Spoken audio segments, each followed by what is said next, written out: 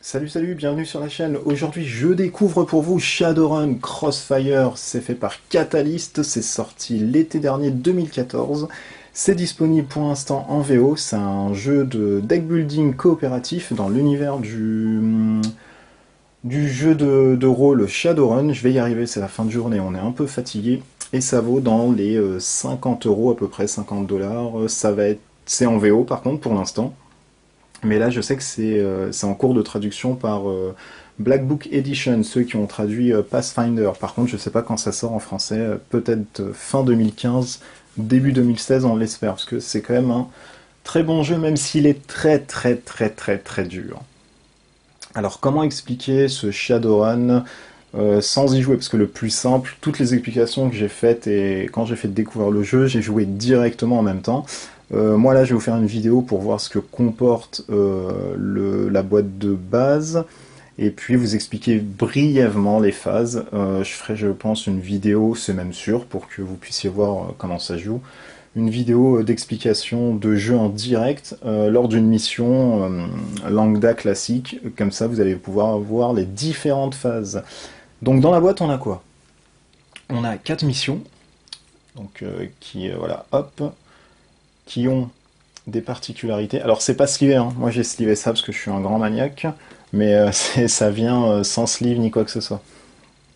On va avoir des cartes, des decks et 4 rôles.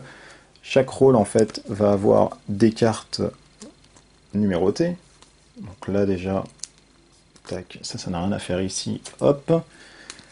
Dans un deck, on va avoir des icônes. Alors est-ce qu'il fait le focus lui ou il m'en veut encore? Non, c'est bon. Et votre deck va comporter en fait 4 cartes bleues, une carte noire, une carte rouge, une carte verte. Et c'est pareil pour tous les autres rôles. C'est-à-dire le Street Samurai, il aura 4 cartes noires au lieu des 4 cartes bleues. Le Decker, c'est du vert. Et le Face Roll, c'est du rouge. On va avoir des personnages avec 5 types différents. Donc on va avoir... Hop, elle est belle celle-ci. Les illustrations sont magnifiques, quoi. On va avoir des humains. Alors là, moi j'ai mélangé le pack d'extension qui vous rajoute des personnages et uniquement des personnages. Mais il me semble que vous en avez deux par race, il me semble. Hop. Et on va avoir des elfes. Je vais pas tout, hein, je vais pas vous montrer tous les trucs. Je suis désolé pour les reflets, ça doit être le sleeve. C'est même sûrement ça, donc voilà. Alors qu'est-ce qu'on trouve sur une carte de personnages? Sur une fiche perso, on va trouver perso, parce que perso, c'est un peu l'accent portugais. Sur une fiche personnage, on va trouver le nombre de points de vie maximum. On va trouver les slots, on va pouvoir coller des stickers, parce que c'est un jeu campagne, et on va augmenter, suite au karma qu'on va acheter, qu'on va avoir, on va pouvoir acheter des stickers, coller sur nos personnages ici, tac tac tac. Alors c'est peut-être la plus mauvaise invention que j'ai pu voir dans un jeu, c'est avoir des stickers collés, parce qu'ensuite pour les décoller c'est impossible. Donc moi je vous conseille fortement de mettre ça sur du bout de carton, de découper le carton et puis de mettre juste vos cartons avec de la pâte à fixe, tranquille, sans que vous vous preniez la tête. Ça c'est vraiment stupide et débile, mais enfin bon bref. C'est un peu le petit coup de gueule. Donc là on va avoir des slots, on va pouvoir coller nos stickers, là on va avoir le karma qui nous reste et qu'on a gagné, et là on va pouvoir nommer ces personnages. On a les hulles du perso. On a ici sa race, donc c'est un elfe. Ici, le petit 4 en haut, ça symbolise ses points de vie maximum. On ne pourra jamais aller au-delà de 4. On va avoir l'argent de départ, les Nuyen qui nous permettront d'acheter des cartes. Et on va avoir la main de départ qui est de 4 cartes. Donc tous les personnages, en fait, sont ainsi. Ensuite, au fur et à mesure que vous allez mettre votre setup, vous allez sortir 6 cartes du Black Market. Les cartes du Black Market sont des cartes pareilles de couleur, hein, avec par contre un coup. Donc là pour acheter cette carte c'est un 5, là c'est un 2, etc. etc. Donc on en sort toujours 6. On va avoir des cartes qui sont dites... Tac, tac, tac, tac, tac, je vous retrouve ça tout de suite. Je vous mets une musique d'ambiance en même temps. Pup, pup, pup, pup, pup. Oui, je sens très mal, mais c'est pas grave. On va avoir des cartes ensuite d'assist qui ont un double effet. C'est soit on joue la carte pour le bonus qu'elle procure ici, ou soit alors on la joue pour l'effet d'assist qui est ici durant le tour de n'importe quel autre runner. hop, et qui permet de bénéficier de ce pouvoir. Donc là, c'est les cartes du Black Market. Shadowrun Crossfire, c'est quoi? C'est aussi un jeu d'affrontement. On va devoir faire face à des ennemis. Les ennemis sont de deux niveaux. De niveau 1, qui sont ici avec un trou. Et les cartes sont divisées en plusieurs, en plusieurs catégories. On a la thune que vous allez pouvoir vous faire. Pardon, j'évite les reflets au maximum. Voilà. On va avoir la thune en fait que vous allez gagner si vous tuez cet ennemi. Le nombre de points de vie qu'il vous inflige, donc de dégâts.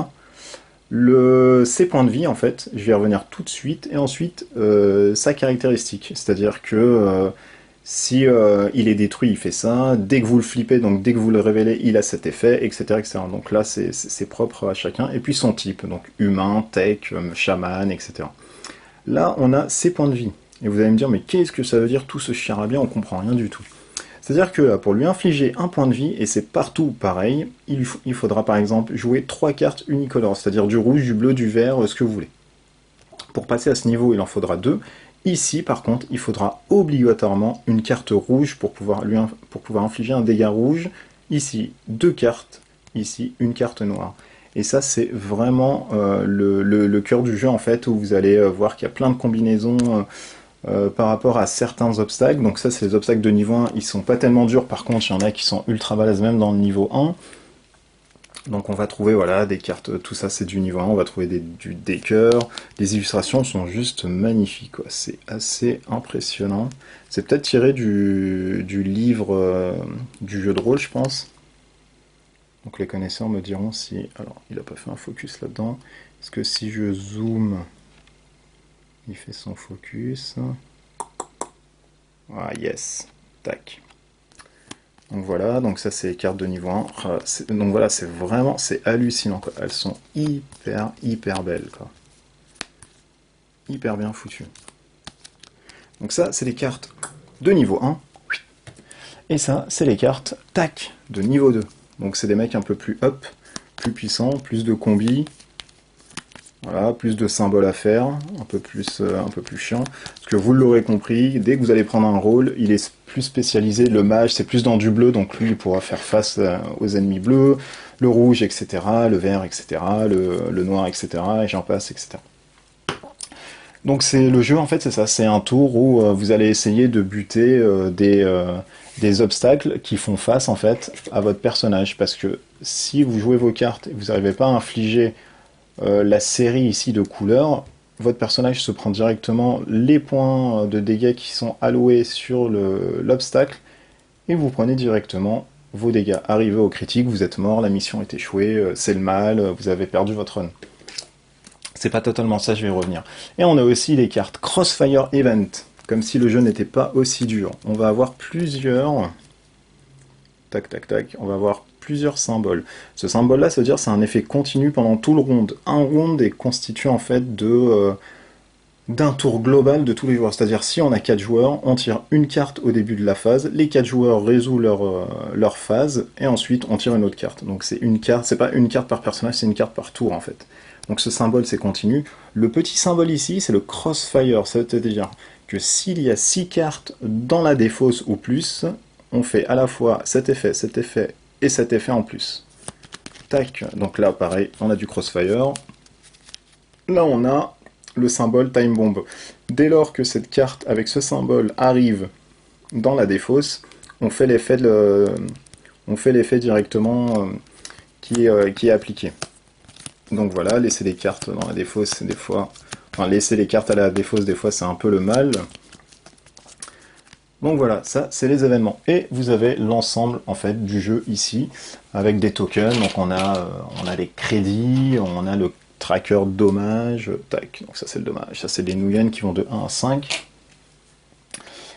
Et puis voilà, donc la phase de jeu, c'est quoi? Je prends, début de tour, je commence, par exemple, avec... Ici, ce dwarf 2 nains et 5 thunes. Donc je peux jouer mes cartes. Je joue mes cartes sur n'importe quel autre obstacle de mes collègues. C'est-à-dire que moi, si j'ai pas d'obstacle et je veux jouer sur les monstres des autres, je peux. Donc je joue mes cartes. On va prendre cet exemple, voilà. Alors, je joue mes cartes, tac, tac, tac. On va tricher un peu, on va dire que lui, il a joué ça aussi. Hop, on prend ensuite, on résout l'effet des cartes. Donc, une carte jouée, c'est une carte. Alors là, vous l'avez pas vu, je viens de m'en rendre compte. Tac, à la caméra. Donc, hop, hop et hop. On joue une carte qui est ici. Tac, on lui fait face. On doit lui infliger 3 dégâts pour arriver au niveau 1. On joue nos 3 cartes pour lui infliger, avec le tracker, 1 dégât.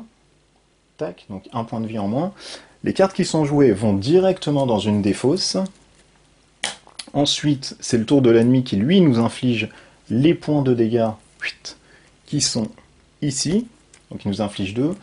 On prend le petit tracker de santé, on descend, tac, de 2, 1 et 2. Et ensuite, on n'a plus de cartes dans la main. Donc si on a 3 ou moins de 3 cartes dans la main, on pioche 2 cartes de son deck. Donc on pioche directement 2 cartes. Et ensuite, et uniquement à cette phase-ci, on peut acheter des cartes du black market. On peut acheter un nombre incalculable de cartes tant qu'on a de l'argent. Et ces cartes ne vont pas dans la défausse, elles vont directement dans notre main. La taille de main n'a pas de maximum, donc on peut être à 20 cartes dans la main sans problème. Et ensuite, à la fin de la phase, c'est la fin du tour d'un joueur. Donc voilà grosso modo un tour de jeu. Ce qui arrive pendant le tour d'un joueur, le joueur, comme vous l'avez pu le voir ici, hop, prendre celle-ci parce que je l'aime vraiment cette femme rouge. Tac, le joueur, quand il arrive à 0, il est étourdi, ce qu'ils appellent ce mode-là staggered. Il est étourdi. Dès lors qu'il arrive ici, il mélange sa main, sa discard dans son deck. Et pour l'instant, il reste comme ça, il n'a aucune carte dans sa main. Au prochain tour, il pourra... Hop, je vais mettre ça comme ça vous allez pouvoir... Au prochain tour, il pourra uniquement au début de son tour piocher une carte. S'il est amené à se soigner, il passe de 0 à 1, il pioche directement 2 cartes, même si c'est pas son tour. Si quelqu'un le soigne à son tour, il pioche 2 cartes directement. Par contre, lors d'une mission, quand il arrive au critique, la mission est directement annulée et on passe en phase de sauvetage. C'est-à-dire que ce personnage-là mélange son deck, mélange sa discard et ne touche plus à rien, il fait plus partie du jeu. Alors, je pense qu'il prend aussi des Nuyen si les personnages, durant la mission d'évacuation, tuent des mecs. Mais dès lors qu'il arrive dans ce tour critique, dans cette petite icône, il fait plus partie de la table, il peut plus jouer de cartes, il peut rien faire et on peut pas le soigner. Donc dès lors, la mission, on sait que ça va être un échec. Mais un demi-échec, parce qu'on peut faire une évacuation et gagner quand même du karma. Ça c'est stipulé par les cartes missions qui vous disent directement, voilà, si vous évacuez vous gagnez tant, si vous réussissez vous gagnez tant, et si vous perdez de toute façon vous gagnez 0 tout le temps, tout le temps, tout le temps. Dès lors qu'un personnage arrive ici, il y a 2 cas de figure. Si c'est un effet d'une carte Crossfire qui fait ramener un personnage ici, tous les autres runners ont un tour de jeu, donc c'est-à-dire que ce tour-ci tout le monde va jouer, pour pouvoir s'enfuir. Si une personne arrive en critique encore une fois, la mission est totalement échouée, il n'y a plus rien, tout le monde a perdu. Si par contre, tous les runners qui ont joué sont au moins un point de vie et n'arrivent pas dans les deux trucs fatidiques, l'évacuation est un succès et donc du coup on gagne quand même le karma.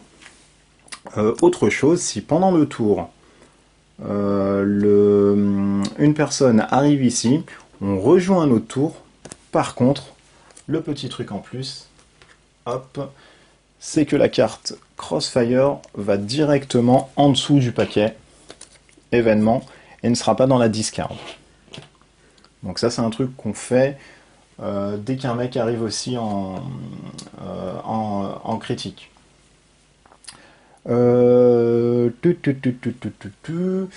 Qu'est-ce que je ne vous ai pas dit en plus? Ah oui, oh là là, je reviens parce que ça c'est ultra important aussi.